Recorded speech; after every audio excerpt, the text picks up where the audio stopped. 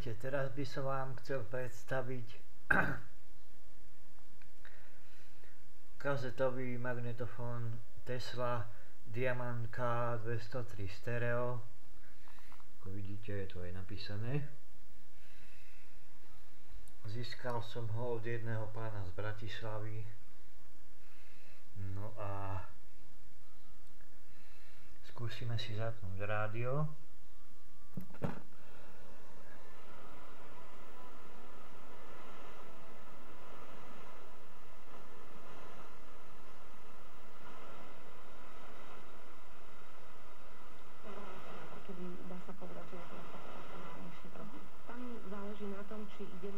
Rádio nám hrá.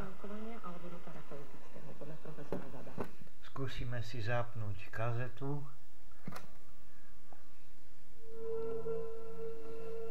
Kazeta nám hrá pekne, čisto.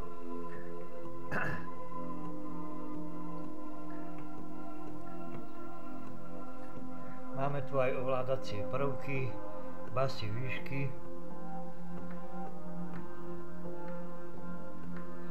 Hlasitosť.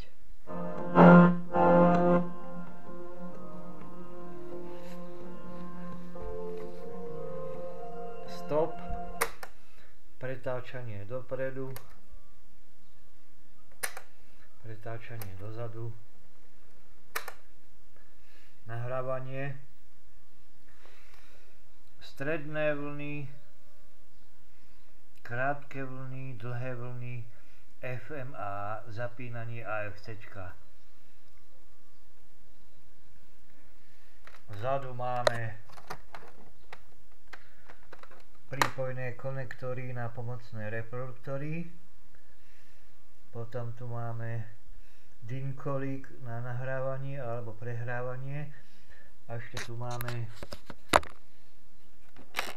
v prípade potreby batérie. Som ich založil do racelky.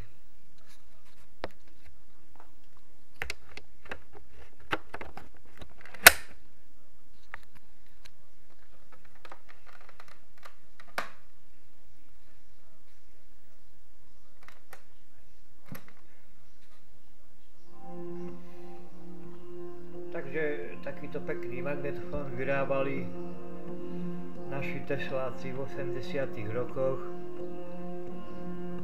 No a dúfam, že video sa vám páčilo.